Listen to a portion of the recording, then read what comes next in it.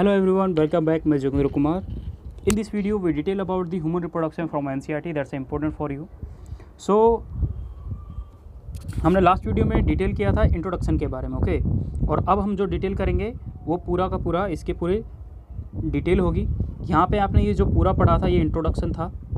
इस इंट्रो में आपने क्या क्या पढ़ा वो आपको याद होना चाहिए. इंट्रो में आपने क्या क्या पढ़ा था. इंट्रो में आपने ये पढ़ा था कि सबसे पहले गैमेटोजेनेसिस, गैमेटोजेनेसिस के बाद इंसेमिनेशन होता है, इंसेमिनेशन के बाद फर्टिलाइजेशन होगा, फर्टिलाइजेशन के बाद जब फर्टिलाइजेशन हो जाता है फर्टिलाइजेशन के बाद क्या होगा, इम्प्लांटेशन होगा, और इम्प्लांटेशन के बाद गैस्ट्रेशन पीरियड चलेगा. गैस्ट्रेशन के बाद कौन सी प्रोसेस होगी, पार्चुरेशन प्रोसेस चलती है. तो ये 6 जो प्रोसेस होती है, जो ये 6 प्रोसेस होती है, इन 6 प्रोसेस के बारे में आप डिटेल करेंगे. बट इस 6 प्रोसेस को पढ़ने से पहले आप पहले पढ़ते हो कि ह्यूमन के यानी जो मेल है और जो फीमेल है, इन दोनों के जो सेक्स ऑर्गन होते हैं उनके बारे में आप डिटेल करते हो, क्योंकि इन्हीं के अंदर तो गैमेट बनेंगे और गैमेट बनने के बाद ही हम आगे प्रोसेस के बारे में डिटेल करते हैं. तो हम आगे डिटेल करते हैं द मेल रिप्रोडक्टिव सिस्टम. तो मेल रिप्रोडक्टिव सिस्टम जो है ये पीएमटी के लिए बहुत इंपॉर्टेंट है, क्योंकि हर बार इसमें कहीं ना कहीं से क्वेश्चन पूछा जाता है. तो अब उसके बारे में आपको याद रखना है. The male reproductive system is located in pelvic region. Pelvic region भाई कौन सा रीजन होता है, तो आप उस चीज़ को समझने के लिए डायग्राम को देखें. आपको पता है कि ये जो पोर्शन, जिस पोर्शन पे ह्यूमन के ये पूरा पोर्शन जिसको मैं सर्कल कर रहा हूँ, वो सॉरी स्क्वायर में वो कर रहा हूँ, ये जो पूरा पोर्शन है इस पोर्शन को कहा जाता है, यानी ये वाला, इस पूरे पोर्शन को कहा जाता है, ये पूरा जो पोर्शन है जिसको मैं कलर कर दिया, तो ये जो पूरा पोर्शन है इसको कहा जाता है पेल्विक रीजन. ओके. अब इसको समझने से पहले मैं आपको एक चीज़ और बताना चाहता हूँ कि पेल्विक रीजन के साथ आपको और चीज़ भी समझनी चाहिए. दो चीज़ और समझनी है यहाँ पे. ये हेड है, ये नेक है, नेक के बाद ये हैंड बना दिए, ये हैंड हो गए, ये इसकी बॉडी का एब्डोमेन हो गया, ये इसकी बॉडी का एब्डोमेन थोरेक्स हो गया, ये फिर एब्डोमेन हो गया, और इसके बाद ये फिर हमने इसके लेग बना दिए. अब हम इसको डिवाइड करते हैं डिफरेंट पार्ट में. डिफरेंट पार्ट में मतलब क्या कि ये जो पोर्शन होता है अपर वाला, जहाँ पे आपके हार्ट और लंग प्रेजेंट होते हैं, उस वाले रीजन को कहा जाता है थोरेक्स. क्या कहा जाता है, थोरेक्स. आप इसके बारे में इसको याद रखें. एब्डोमेन कहते हैं इस वाले पोर्शन को, ये जो पूरा पोर्शन है इसको बोला जाता है एब्डोमेन. ठीक है, इसके बारे में आप याद रखें. तो एब्डोमेन वाला पोर्शन हो गया. ये क्यों मैं बता रहा हूँ, अभी आपको आगे जरूरत पड़ेगी तब आपको वहाँ पे समझ में आएगा. ठीक है, तो वहाँ पे इसके बारे में थोड़ा डिटेल करूँगा. बट अभी ये बात करते हैं कि it include a pair of testis along with accessory duct. Accessory duct वो डक्ट होती हैं, एसेसरी डक्ट जैसे सिंपल्स में बोलें तो बोलते हैं सहायक डक्ट, जो हेल्पफुल होती हैं, कि जो गैमेट्स को जब टेस्टिकुलर लोबुल में बन जाएंगी तो उनको जो रेटे टेस्टिस के थ्रू एपिडिडमिस, वाजा एफरेंस या वाजा डिफरेंस, ये जो भी होती हैं इनको हेल्पफुल करती हैं गैमेट्स को ट्रांसपोर्ट करने में और स्टोर करने में. तो इसलिए वो जो डक्ट होती हैं वो इसके अंदर इंक्लूड होती हैं.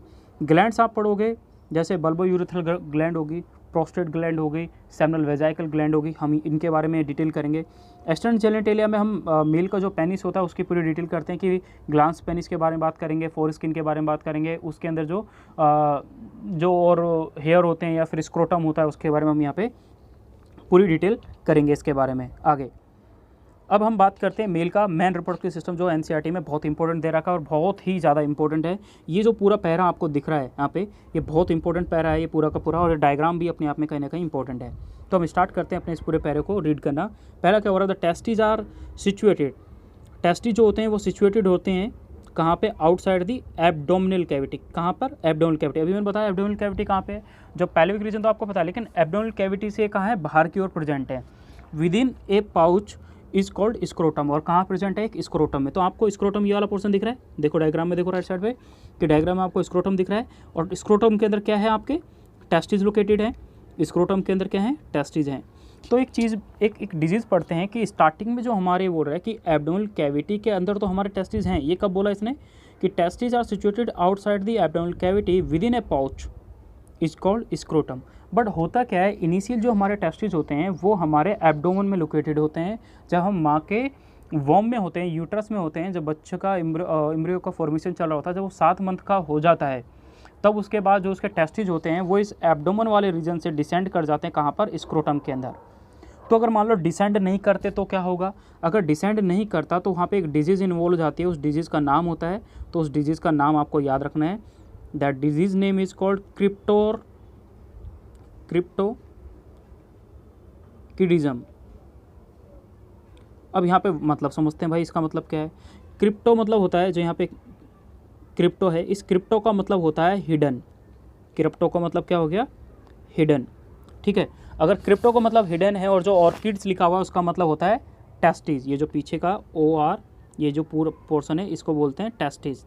तो अगर टेस्टिस हिडन है मतलब क्या कि अगर इस एब्डोमेन वाले रीजन से अगर वो यहाँ पे डिसेंड नहीं करे तो उस कंडीशन को क्या बोलते हैं, क्रिप्टोर्किडिज्म।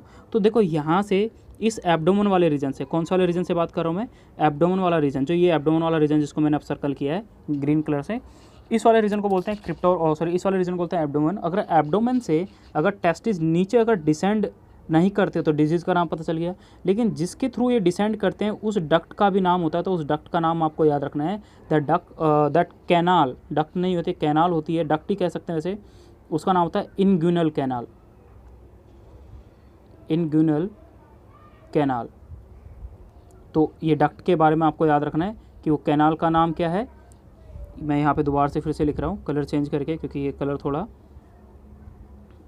कलर है वो, मतलब ये है INGUINAL, इनग्यूनल कैनाल। तो इनग्यूनल कैनाल जो होती है उसके थ्रू टेस्टिस जो होते हैं वो एब्डोमेन से कहाँ आते हैं, टेस्टिस में आते हैं। कब? Eight the time of 7 month of pregnancy, मतलब जब 7 महीने हो जाते हैं बच्चे के, प्रेगनेंसी के 7 महीने हो जाते हैं उसके बाद बच्चे के डिसेंड करते हैं।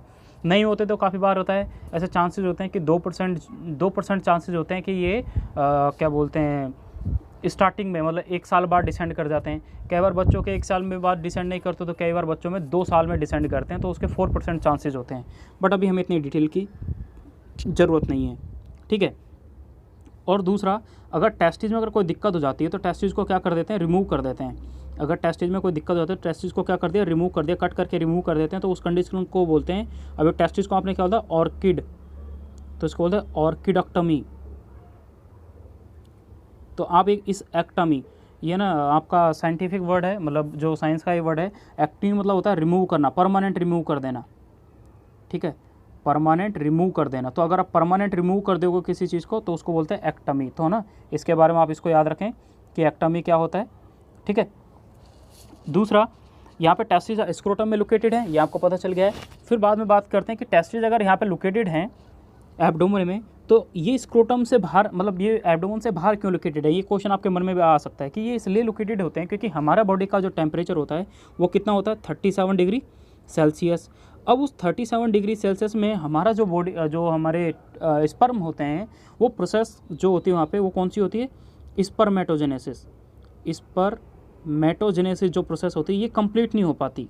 अगर स्पर्मेटोजेनेसिस प्रोसेस कंप्लीट नहीं हो पाएगी तो होगा क्या कि जो क्या बोलते हैं, स्पर्मेटोजेनेसिस प्रोसेस कंप्लीट नहीं हो पाएगी तो क्या होगा, स्पर्म का फॉर्मेशन क्या नहीं हो पाएगा, कंप्लीट नहीं हो पाएगा। तो स्पर्म का फॉर्मेशन नहीं हुआ क्योंकि इसका टेम्परेचर ये है, इसलिए हमारी बॉडी से इनको थोड़ा सा कम टेम्परेचर चाहिए, 2 से 2.5 डिग्री सेल्सियस, नॉट केल्विन। याद रखना है, PMT में केल्विन लिखा जा, कन्फ्यूज़ कर देगा। तो अगर ये बोल दे कि 2 से 2.5 डिग्री सेल्सियस टेम्परेचर कम चाहिए होता है हमारी बॉडी से, इसलिए स्क्रोटम में लोकेटेड होते हैं। अगर कोई आपसे क्वेश्चन पूछे तो लाइन को रीड करते हैं यहाँ पे, the scrotum help in maintaining the low temperature, किस लिए, low temperature of the testis, कितना, 2 से 2.5 degree lower than the normal internal body temperature. Internal body temperature, तो आपने क्या पढ़ा कि जो हमारी बॉडी का जो इंटरनल बॉडी टेम्परेचर है ये उससे लोअर अगर ये होता है तो देखो लो टेम्परेचर होगा। पहली चीज़ किससे होगा, इंटरनल बॉडी टेम्परेचर, यानी हमारी बॉडी टेम्परेचर जो होता है वो 37 डिग्री सेल्सियस होता है। इससे ये 2 से, माइनस कर रहा हूँ मैं, माइनस का 2 से और 2.5 डिग्री सेल्सियस कम होता है, तभी जाके कौन सी प्रोसेस कंप्लीट होती है, स्पर्मेटोजेनेसिस, जिसकी वजह से हमारे जो स्पर्म है उनका फॉर्मेशन कंप्लीट होता है, ठीक है। जो नेसेसरी, यहाँ पे लिख भी रखा है, जो necessary for the spermatogenesis, spermatogenesis is process that in which the formation of gamete, sperm formation takes place. Now in adult each test is in oval in shape, हर टेस्टिस जो होता है वो किस शेप में होता है, ओवल इन शेप। ओवल मतलब अंडे के आकार का होता है, with A length of about 4 to 5 centimetre and width of about 2 to 3 centimetre. तो पहला वर्ड तो आपको याद रखना है कि सेंटीमीटर याद रखना है, क्योंकि मीटर एक बहुत बड़ी बात हो जाती है। कई बार बच्चा कन्फ्यूज, या फिर आपको माइक्रोमीटर में दे दे तो बच्चा कन्फ्यूज है। तो सेंटीमीटर एक टेस्टिस का साइज जर्नली इतना ही होगा। कई बार हम कुछ बच्चे हैं, जैसे सबकी बात नहीं कर रहा, लेकिन कई बार ये होता है कि बच्चे क्या करते हैं, सेंटीमीटर अगर PMT में जल्दबाजी में लिखा क्या मीटर तो तुरंत टिक कर देगा। तो मीटर तो बहुत बड़ी बात होती है, 5 मीटर का तो 5 मीटर का तो खुद बंदा नहीं होता काफ़ी बार, ठीक है ना। इसलिए आप इस चीज़ को याद रखना है। तो यहाँ पे सेंटीमीटर हो गया। दूसरा, अब टेस्टिस जो होते हैं ये कुछ ओवल के आकार के होते हैं। तो एक चीज़ देखो, ये जो है ये पूरी ये लेंथ है और ये जो पूरी है ये इसकी क्या है, विड्थ है। हम गिनती लिख रहे हैं 2 3 4 5, गिनती लिखी 2 3 4 5। तो जो 2 से 3 है कम है तो विड्थ क्या है, कम है, तो विड्थ ये हो जाएगी जो कम वाली वैल्यू 2 से 3। और फिर लिख रखा 4 से 5, तो 4 से 5 वाली वैल्यू की अगर बात की जाए तो जो लंबाई है ये लंबाई क्या हो जाएगी इसकी, 4 से 5 हो जाएगी। यानी बड़ी वाली वैल्यू क्या हो जाएगी, लंबाई, और छोटी वाली वैल्यू क्या हो जाएगी। तो गिनती तो है 2 3 4 5, तो याद रखने का इसका साइज़ का तरीका ये हो गया। दूसरा, इन द टेस्टिस ये बात कर रहा है द कवर्ड बाय, टेस्टिस जो होते हैं इज ए कवर्ड बाय, यहाँ पे एक वर्ड लिखा हुआ है कि the testis is covered by dense covering. Testis जो होते हैं उनके आउटर साइड एक डेंस कवरिंग होते हैं। That dense covering name is called, नाम याद रखना है, टूनिका एल्बुजिनिया।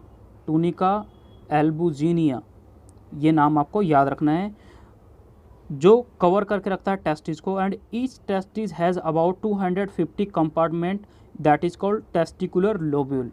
250 तो इसमें लिखा हुआ है, बट जब MBBS की फर्स्ट ईयर की बुक पढ़ोगे तो उसमें आपको 200 से 300, 200 से 300, यानी ये इन बिटवीन की तो बात होगी ना, 250 बोल दिया। तो इसमें बोल रहा है कि 200 से 300 के बीच में उसके अंदर क्या होता है, कंपार्टमेंट होते हैं। यानी टेस्टिस के अंदर जो टेस्टिकुलर लोब्यूल होते हैं वो भी क्या है, अलग अलग कंपार्टमेंट में डिवाइड करते हैं। जैसे मान लो ये टेस्टिकुलर लोब्यूल है, इसके अंदर भी ये अलग अलग कंपार्टमेंट डिवाइड करता है, ये डिवाइड कर गया। तो ये 200 से 300 होते हैं। इसके अंदर क्या होता है, 2 से 3 राउंड सेमिनिफेरस ट्यूबुल होती है। तो देखो सेमिनिफेरस जो ट्यूबुल होती है ये कोल्ड भी हो सकती है और अनकोल्ड भी हो सकती है। तो हम आगे इनके बारे में डिटेल करेंगे कि फिर ये आगे रेटिटेस्टिस का फॉर्मेशन करती है, फिर किसका फॉर्मेशन करती है, हम उसके बारे में आगे डिटेल करेंगे जो इंपॉर्टेंट भी है। बट फिलहाल हम यहाँ पे देखो टेस्टिकुलर लोब्यूल। अब हम डायग्राम की थोड़ी डिटेल कर लेते हैं जो हमारे नेक्स्ट उसमें है, फोटो में। तो यहाँ पे अभी इस पूरे डायग्राम की एक एक डिटेल बात करते हैं। डायग्राम आपसे पूछे तो पहली चीज़ तो आपको ना नेमिंग आनी चाहिए, हर डायग्राम इंपॉर्टेंट है। डायग्राम में नीचे क्या लिखा हुआ है, नीचे लिखा हुआ है the diagram sectional view of male pelvic showing reproductive system. ये मेल के अंदर रिप्रोडक्टिव सिस्टम है। तो देखो ये वाला पोर्शन जो है वो क्या है, यूरेटर, ये आपको याद रखना है। दूसरा सेमिनल वेजाइकल, आपको ये ग्लैंड है ना, ये ग्लैंड है। सेमिनल वेजाइकल क्या है, एक ग्लैंड है। दूसरा ये वाला पोर्शन जो है येलो येलो कर रखा है, ये यूरिनरी ब्लैडर है। मैं फिर से एक बात कर लेता हूँ, मैं आपको पहले ग्लैंड के बारे में बात कर लेता हूँ, फिर हम उसके जो एसेसरी डक्ट है उनके बारे में बात करें। तो ग्लैंड एक सेमिनल वेजाइकल है। दूसरा प्रोस्टेट जो है ये भी एक क्या है, ग्लैंड्स है, एक ग्लैंड है ना। दूसरा ये यहाँ पे ग्लैंड की बात कर दी, बाकी और कोई यहाँ पे ग्लैंड शो नहीं हो रहा है। यहाँ पे एक बोल रहा है वाज अ डिफरेंस हो गया आपके पास। पेनिस जो है आपको पता लुब्रिकेशन के लिए हेल्पफुल होता है। यूरेथ्रा, ये PMT में क्वेश्चन आ चुका है, 2017 का क्वेश्चन है, उसमें ये पूछा हुआ था। देखो अब क्या है, यहाँ से देखो समझने के लिए, मैं जहाँ से वो कलर चेंज करते हैं थोड़ा, तो यहाँ से क्या है कि यहाँ से क्या आएगा, यूरिन आएगा। इस वाले रास्ते से क्या आ रहा है, यूरिन आ रहा है, ठीक है। स्पर्म कहाँ बन रहे हैं, देखो टेस्टिस में, यहाँ से बन रहे हैं टेस्टिस के अंदर, यहाँ से बनेंगे, मूव करेंगे, यहाँ पे आएंगे, कुछ टाइम के लिए यहाँ पे स्टोर होगा, ये सेमिनल वेजाइकल कुछ केमिकल सीक्रेट करेगी, ये भी यहाँ आएंगे। तो ये मूव करके डायरेक्टली कहाँ ओपन हुए, इस यूरेथ्रा में। जो ये पाइप जा रहा है ना, इस पाइप को बुलाता है यूरेथ्रा, जिसको देखो मैं ब्लू कलर का बना रहा हूँ ना, इसको बुलाता है यूरेथ्रा। यहाँ से देखो क्या क्या मूव हो रहा है, यहीं से आपका यूरिन भी आ रहा है और यहीं से आपका सेमेन भी आ रहा है। तो दोनों चीज़ कहाँ से मूव कर रही है, यूरेथ्रा से। ये PMT का क्वेश्चन था कि ह्यूमन के अंदर जो दोनों चीज़ों को पास करे वो कौन सा पार्ट होता, तो वो होता है यूरेथ्रा। इस चीज़ के बारे में आपको याद रखें। यहाँ पे एक और पार्ट बोल रहा था ग्लांस पेनिस, है ना, फिर बोल रहा है ग्लांस पेनिस, फिर बोल रहा है फोर स्क्रीन। तो फोर स्क्रीन आपको पता है, जिसको प्रोप्यू भी बोलते हैं, प्रोप्यू, ठीक है।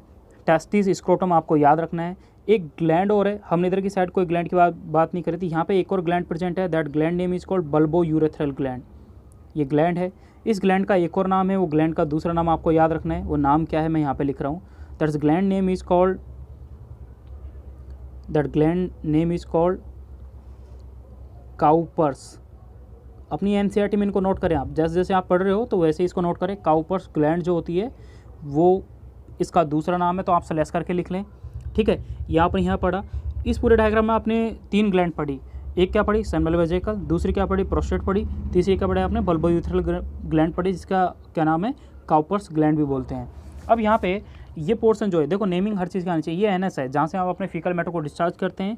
ये वाला पोर्शन जो रेक्टम है जहाँ पे आपका फीकल मैटर कुछ टाइम के लिए स्टोर रहता है, जब तक आपको एक इन्फॉर्मेशन नहीं मिलती पीछे से, जो आपका सीएनएस है वो आपको जब तक एक संकेत नहीं देता तब तक आप उसको डिस्चार्ज नहीं करते फीकल मैटर को। सबसे इंपॉर्टेंट चीज़ आती है अब इजेकुलरी डक्ट, ठीक है। अब इसके बारे में बात करते हैं, इजेकुलरी डक्ट के बारे में। This is the most important. PMT 2012 पता नहीं 11 का क्वेश्चन रह चुका है काफ़ी बार, और उसी की नहीं, आप क्या बोलते हैं 17-18 का जो पेपर मैंने देखे हैं उनमें भी मैंने इसके बारे में देखा है कि एम्स में भी क्वेश्चन आ चुका है, नीट में भी क्वेश्चन आ चुका है, कहीं ना कहीं ये क्वेश्चन घूम फिर के आता है। तो एक चीज़ देखो कहाँ पे बात कर रहा हूँ। अब हम बात करते हैं इजेकुलेटरी डक्ट के बारे में, जो कि बहुत इंपॉर्टेंट, जो पीएमटी में काफ़ी बार इंपॉर्टेंट भी है, पूछा जा चुका है। तो हम इजेकुलेटरी डक्ट के बारे में बात करते हैं। तो ये आपको इजेकुलेटरी डक्ट का बना रखा है। इजेकुलेटरी डक्ट में आपको पता है कि ये जो पोर्शन यहाँ से आ रहा है, ये जो पोर्शन है, इस पोर्शन को क्या बोला गया है, यूरेटर। यूरेटर से जो यूरिन है वो कहाँ स्टोर होगा, यहाँ पे यूरिन इकट्ठा होगा यूरिन ब्लैडर से। तो ये तो यहाँ से मूव कर गया भाई, ये तो यहाँ से मूव कर गया, चलो इसको हटा देते हैं, यहाँ से मूव कर गया। अब हम बात करते हैं सेकंड पोर्शन की, जो यहाँ से दिख रहा है कि ये वाला जो पोर्शन है, ये वाला जिसको देखो मैं डार्क कर दिया, ये वाला पोर्शन और ये वाला पोर्शन, ये आपका क्या है, सेमिनल वेजाइकल है, और ये वाला पोर्शन आपका क्या है, वाजर डिफरेंस है। तो ejaculatory duct is form by, तो आपको याद रखना है, पीएमटी के लिए इंपॉर्टेंट है, vas deferens, vas deferens plus vas deferens plus seminal vesicle. तो दो से किसका फॉर्मेशन हुआ कि सेमिनल वेजाइकल, और वाजर डिफरेंस से किसका फॉर्मेशन होता है, एजेकुलरी डक्ट का। जब दोनों के दोनों जब कंबाइन करते हैं तो फॉर्मेशन होता है वाजर डिफरेंस प्लस सेमिनल वेजाइकल का, जो आपके पीएमटी के लिए बहुत इंपॉर्टेंट है और जिसके बारे में आपको याद रखना है, ठीक है। अब हम अपने नेक्स्ट टॉपिक पे आते हैं, जो मेल का ही रिप्रोडक्टिव पार्ट है, ठीक है। पहले इसके बारे में थोड़ा थ्योरेटिकल देख लेते हैं। तो यहाँ पे हम बात कर रहे हैं किसके बारे में, टेस्टिकुलर लोबुल के बारे में। अब टेस्टिकुलर लोबुल आपने पढ़ा कि टेस्टिकुलर लोबुल जो होते हैं वो कितने होते हैं, 250 हैं अकॉर्डिंग टू एनसीईआरटी। एनसीईआरटी में 250 लिख रखे हैं कि टेस्टिकुलर लोबुल कितने होते हैं, वो होते हैं 250। अब टेस्टिकुलर लोबुल क्यों कहा गया, क्योंकि ये कोई टेस्टिज है, उस टेस्टिज के अंदर जगह जगह ऐसे खाने से बने हुए हैं, उन खानों के अंदर प्रेजेंट होता है सेमिनिफेरस ट्यूबुल। उस सेमिनिफेरस ट्यूबुल की लाइन जो है वो इंपॉर्टेंट है आपके लिए, वो जो पीएमटी में काफ़ी बार पूछी भी गई है, तो आप उसको याद रखें कि ईच लोब्यूल कंटेन 1 to 3, कितने, 1 से 3, 1 से 3 highly coiled seminiferous tubule in which sperm are produce, जिसके अंदर किसका फॉर्मेशन होता है, स्पर्म का। तो आपसे अगर कोई भी ये पूछे डायरेक्टली कि स्पर्म का फॉर्मेशन क्या होता है, तो आप बोलोगे टेस्टिकुलर लोबुल के अंदर जो 250 कंपार्टमेंट होते हैं उनके अंदर सेमिनिफेरस ट्यूबुल प्रेजेंट होती है, वो क्या बनाती है, स्पर्म का फॉर्मेशन करती है, ठीक है। वो किसका फॉर्मेशन करती है, स्पर्म का फॉर्मेशन करती है। अब और each seminiferous tubule is lined on its inside by 2 type of cell that is called male germ cell. कि जो सेमिनिफेरस ट्यूबुल जो होती है, हम सेमिनिफेरस ट्यूबुल के बारे में अगर बात करते हैं तो सेमिनिफेरस ट्यूबुल जो होता है वो 2 टाइप की उससे बनती है, तो हम उनके बारे में डिटेल करेंगे कि सेमिनिफेरस ट्यूबुल कैसे बनी। तो कि सेमिनिफेरस ट्यूबुल जो है, जैसे ये सेमिनिफेरस ट्यूबुल है, इस सेमिनिफेरस ट्यूबुल के इनसाइड अगर हम बात करें,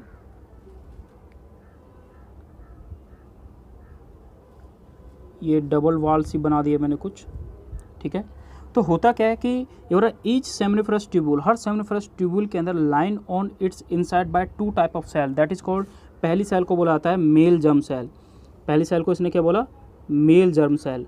तो मेल जर्म सेल यानी क्या होती है, स्पर्मेटोगोनिया। स्पर्मेटोगोनिया क्या होता है, जो स्पर्म का फॉर्मेशन करती है, यानी स्पर्म की जो स्टार्टिंग होती है, जो सबसे पहली जो सेल होती है स्पर्म के फॉर्मेशन की, उसको बोला जाता है स्पर्मेटोगोनिया। यानी मैं ये कह सकता हूँ कि एक्चुअली मैच्योर स्पर्म को क्या बोलते हैं, स्पर्मेटोगोनिया बोलते हैं। And second is the Sertoli cell. तो देखो 2 सेल हो गई कि एक इनसाइड की बात कर ली और एक आउटसाइड की बात कर ली। तो देखो इनसाइड क्या क्या प्रेजेंट है, यानी अगर मैं आपसे ये चीज़ क्वेश्चन पूछा जाए कि इंटरस्टिशियल क्या प्रेजेंट है, तो आप इंटरस्टिशियल बोलोगे। इनर साइड क्या प्रेजेंट है, इंटरस्टिशियल 2 सेल प्रेजेंट होती है। पहली सेल का नाम आपको याद रखना है, वो क्या है, male germ cell, male germ cell. और सेकंड अगर आपसे पूछी जाए, अगर आपसे पूछी जाएगी तो सेकंड क्या है, सर्टोली सेल। ये बहुत इंपॉर्टेंट है पीएमटी के हिसाब से, हर एक कोई ना कोई। सर्टोली सेल के फंक्शन, बहुत ज़्यादा इंपॉर्टेंट है पीएमटी के लिए, ठीक है। हम उनको भी डिटेल करेंगे कि सर्टोली सेल का फंक्शन क्या है। और एमजी क्या बोलते हैं, मेल जर्म सेल जो है उसका, और मेल जर्म सेल जो है उसका नाम आपको याद रखना है, उसको बोलते हैं स्पर्मेटोगोनिया, ठीक है। Now we continue. The male germ cell undergo meiotic division finally leading to sperm formation. यानी स्पर्मेटोगोनिया जो होती है वो सबसे पहली सेल्स होती है जिसके अंदर कंटिन्यूसली क्या होता है, माइटोटिक डिवीजन होता है। जो कि अब इससे क्या पता चला कि स्पर्मेटोगोनिया जो होती है वो कितनी सेल्ड हो गई, 46 सेल्ड हो गई, यानी ये 2n होती है। स्पर्मेटोगोनिया जो होती है वो 2n होती है। इसी में क्या होता है, मियोसिस होगा। मियोसिस मतलब जो यहाँ पे वर्ड लिखा ना मियोटिक, जो यहाँ पे वर्ड लिख रखा है मियोटिक, उसका मतलब क्या होता है मियोसिस। ये लिखा हुआ है मियोटिक डिवीजन, इस मियोटिक का मतलब है मियोसिस। तो जब मियोसिस हो जाएगा, मियोसिस आपको पता है मियोसिस क्या होता है कि 2n से जब n का फॉर्मेशन होता है उसको क्या बोलते हैं, मियोसिस, ठीक है। तो यहाँ पे क्या हो जाएगा, मियोसिस हो जाएगी किसमें, मेल जर्म सेल में, जो कि डिप्लॉयड होती है। While the Sertoli cell produce nutrition to the germ cells. पहला फंक्शन क्या है सर्टोली सेल का, कि ये क्या करती है, एक न्यूट्रिशन प्रोवाइड करती है। किसको, जर्म सेल को। भाई अंदर तो 2 बंदे बैठे हुए थे, किसके अंदर, सेमिनिफरस ट्यूबुल के अंदर। एक बंदा बैठा हुआ है वहाँ पे मेल जर्म सेल, यानी एक वहाँ पे अंदर बैठा हुआ है मेल जर्म सेल, और दूसरा वहीं पे बैठा हुआ है सर्टोली सेल, ठीक है। तो मेल जर्म सेल जो होता है ये तो क्या है, स्पर्म को बनाएगा, और जब स्पर्म बन जाएगा तो उसको खाना पीना जो भी प्रोवाइड करना होगा वो किसका काम होगा, अपने सर्टोली सेल का। तो सारा काम फिर किसका होता है, सर्टोली सेल का हो गया। अब ये चीज़ बात चलो हमने यहाँ पे कर ली, लेकिन इसके बाद बोल रहा है वाइल सर्टोली सेल प्रोवाइड है nutrition to the germ cell. Now region, next बोल रहा है कि the region outside the seminiferous tubule. तो देखो एक पार्ट बात कर ली इंट्रिंसिक या फिर इंटरनल पार्ट बात कर ली सेमिनिफरस की, ये सेमिनिफरस के इंटरनल बात कर ली। अब बाहर की जो सेल्स है उसकी बात कर रहा है, बाहर का जो एक्सटर्नल है उसकी बात कर रहा है, that is called the region outside the seminiferous tubule is called interstitial space. Important, उस स्पेस को क्या बोला जाता है, इंटरस्टिशियल स्पेस कहा जाता है, जो कंटेन करती है स्मॉल ब्लड वेसल्स। अब आप एक चीज़ सोचो कि अंदर की साइड, ये मान लो ये है हमारे सेमिनिफरस ट्यूबुल, इस सेमिनिफरस ट्यूबुल के अंदर क्या है, सर्टोली सेल भी प्रेजेंट है, और यहाँ पे क्या है, मेल जर्म सेल भी प्रेजेंट है, जो किसका फॉर्मेशन करेगी, स्पर्म का। तो यहाँ पे भाई ब्लड वेसल्स क्यों नहीं है, ठीक है। तो ब्लड वेसल होना भी देखो एक इंपॉर्टेंट चीज़ है, क्योंकि ब्लड वेसल में आपको पता है एंटीजन एंटीबॉडी दोनों का इंटरेक्शन चलता रहता है उसमें। तो होता क्या है कि हमारी बॉडी के अंदर एक फॉरेन ऑर्गेनिज्म का फॉर्मेशन हो रहा है, दैट इज़ योर स्पर्म। अगर स्पर्म बनेगा तो जैसे ही वो ब्लड के टच में आएगा तो हमारा ब्लड क्या करेगा, उसके अंदर जो एंटीबॉडी और एंटीजन है उसका इंट्रैक्शन उस टाइप से हो जाएगा, जिसकी वजह से वो क्या हो जाता है, डेड कर जाता है और वो मर जाएगा। तो वो क्या है कि जो स्पर्म है उसका फॉर्मेशन कंटिन्यूसली नहीं होता, इसलिए हम बोलते हैं ब्लड ब्रेन बैरियर। तो यहाँ पे ब्लड ब्रेन बैरियर जिस टाइप से होता है उस टाइप का यहाँ पे प्रोसेस इन्वॉल्व होता है। तो यहाँ पे एक ब्लड बैरियर प्रेजेंट होता है, जो ब्लड बैरियर क्या करता है, एक बैरियर की तरह एक्ट करता है। कौन, यहाँ पे सर्टोली सेल जो होती है वो एक ब्लड बैरियर की तरह एक्ट करती है। दूसरा, हम इंटरस्टिशियल सेल को ही क्या बोलते हैं, इंटरस्टिशियल सेल हो गई, उसी को क्या बोलते हैं, लेडिंग सेल्स बोलते हैं। Leydig cells synthesize and secrete a testicular hormone that is called androgen, and immunological competent cells are also present. Immunological मतलब क्या, इम्यूनिटी भी प्रोवाइड करती है कौन सी cell, Sertoli cell.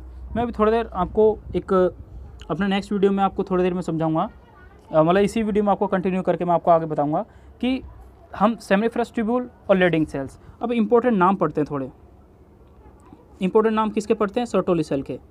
Sertoli cell का एक और नाम है जिसको आपको याद रखना है,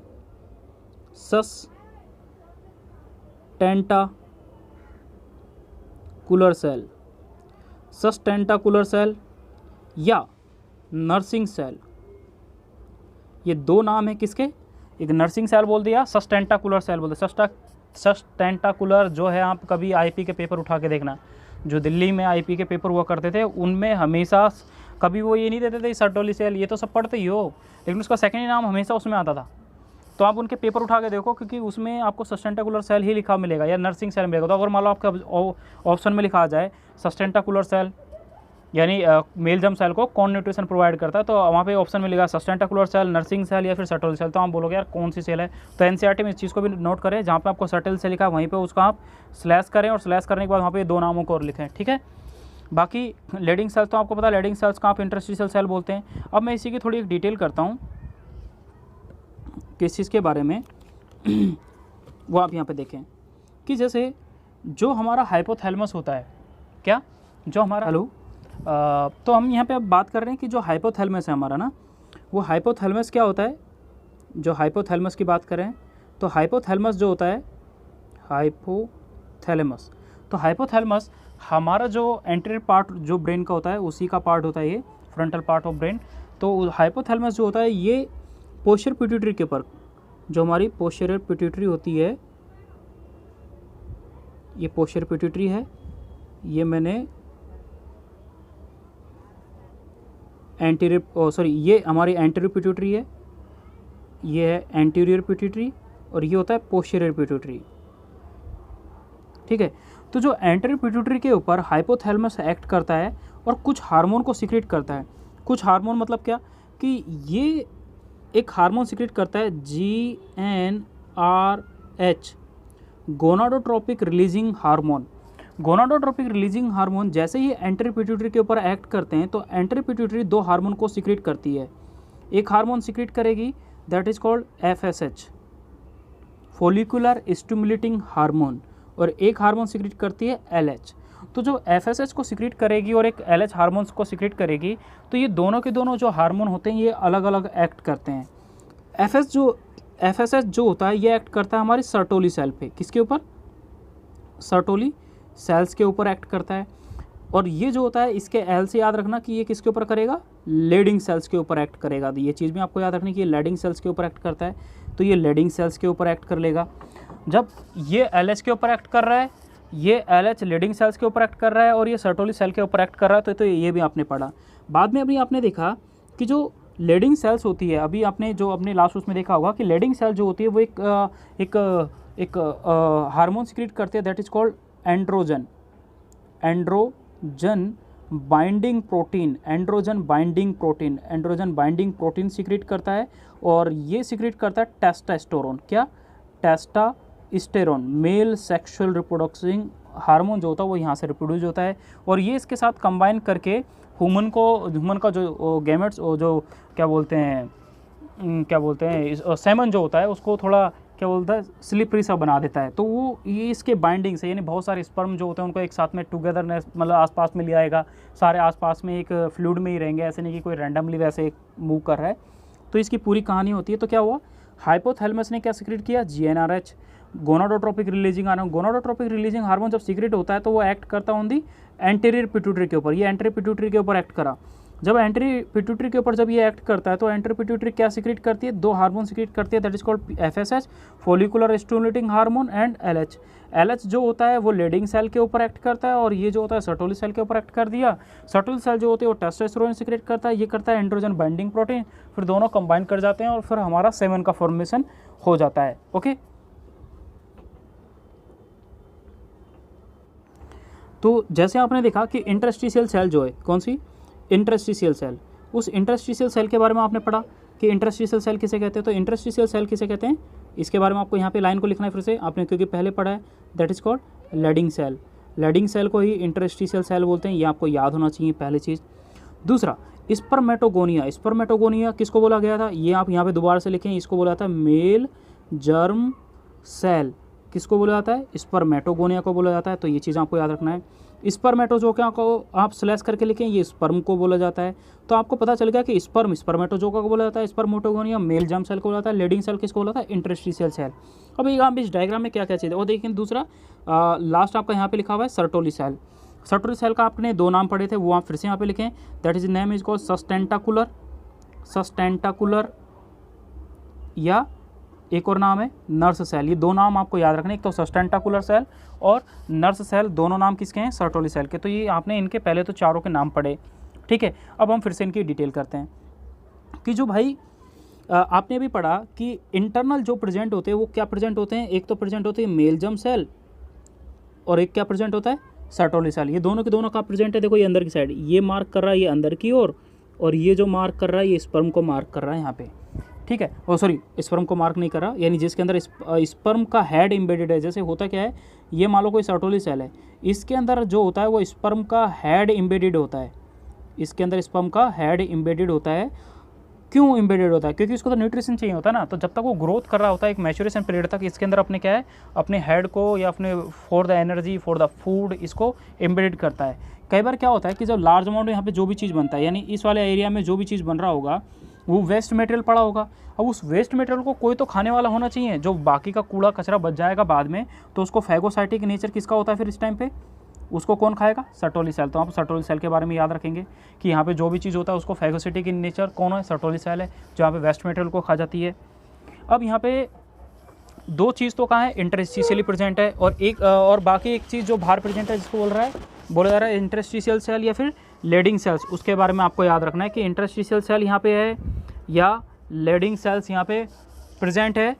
इसको आपको याद रखना है कि लेडिंग सेल्स किसको कहा जा रहा है, ठीक है। तो लेडिंग सेल जो होता है वो एक्सटर्नली प्रेजेंट है, देखो ये मार्क कर रखा है एक्सटर्नल साइड में, ये मार्क कर रखा है इस एक्सटर्नल साइड में, जो ये ब्लड वेसल, तो यहीं पे देखो ब्लड वेसल्स भी दिख रही है, जो रेड आपको दिखा रखा नहीं, ये ब्लड वेसल्स हैं।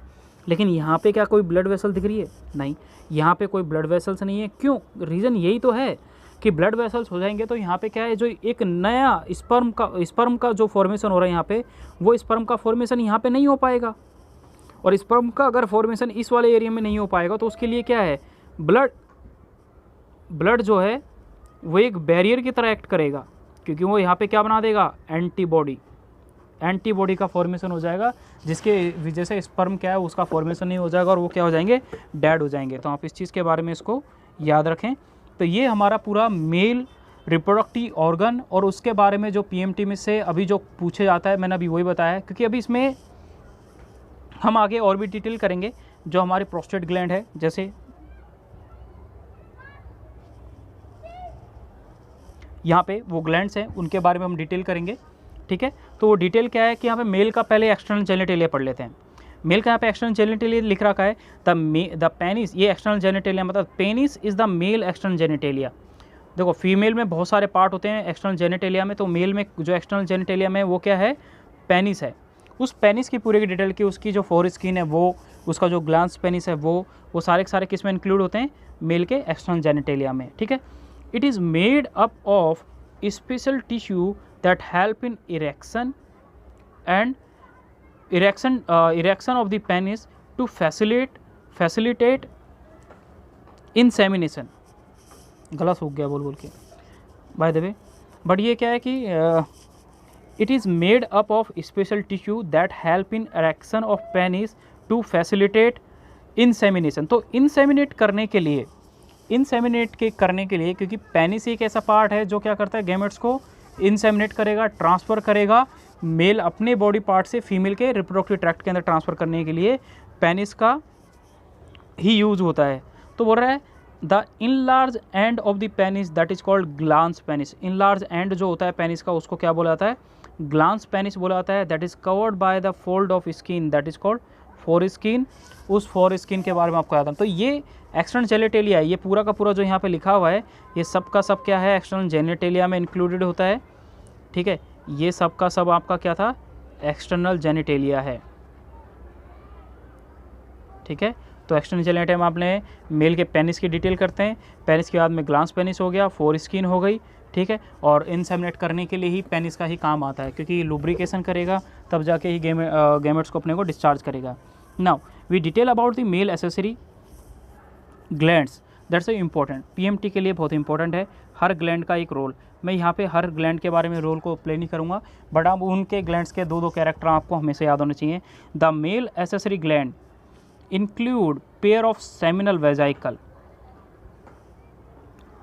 ए prostate gland and A bulbourethral gland. Bulbourethral gland यानी काउपर्स ग्लैंड जो होती है वो क्या होते हैं, लुब्रिकेशन में हेल्पफुल होती है, जो हमारे eight the time of coitus है ना, सेक्स करने के टाइम पे ये जो है, जो एक बोलते हैं ना कि एक इंसान को एक फीलिंग सी आती है, वो फीलिंग जो प्रोवाइड करता है that feeling is provided by the bulbourethral gland and the secretion of these gland constitute the seminal plasma. जो सेमिनल प्लाज्मा कंस्टिट्यूट करता है which is a rich in the fructose, जो किससे भरे होते हैं, फ्रक्टोज से, और कैल्शियम पाया जाता है और कुछ सर्टेन एंजाइम भी पाए जाते हैं। तो देखो यहाँ पे क्या है कि 3 ग्लैंड आप यहाँ पे पढ़ रहे हैं, एक सेमिनल वेजाइकल है, एक प्रोस्टेट है और एक बल्बोयूरेथ्रल है।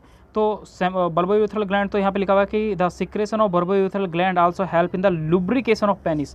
पेनिस का at the time of coitus में हेल्पफुल होती है, ठीक है, तो वो चीज़ तो आपको याद रहेगा।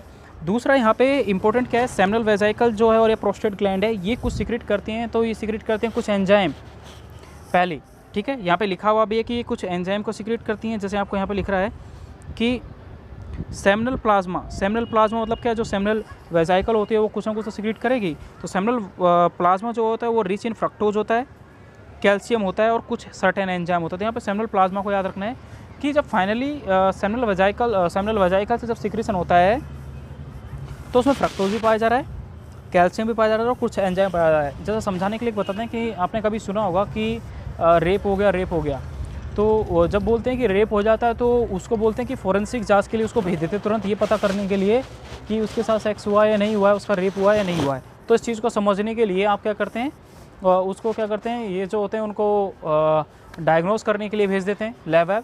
तो वहाँ पे क्या होता है, फीमेल के रिप्रोडक्टिव ट्रैक्ट के अंदर जितने भी वो जो टेक्नीशियन होते हैं वो क्या करते हैं, वहाँ पे चेक करते हैं कि वहाँ पे फ्रक्टोज प्रेजेंट है या नहीं प्रेजेंट है, क्योंकि फीमेल के अंदर तो यही चीज़ देखी जाती है, क्योंकि उसके अंदर बनता नहीं है।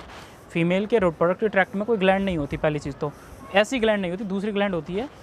तो वहाँ पे जब ये ग्लैंड नहीं होगी, मतलब ऐसी ग्लैंड नहीं होगी जो फ्रक्टोज बनाती हो, और फ्रक्टोज का वहाँ पाए जाना मतलब क्या है, मेल ने ही वहाँ पे सिक्रेट किया होगा।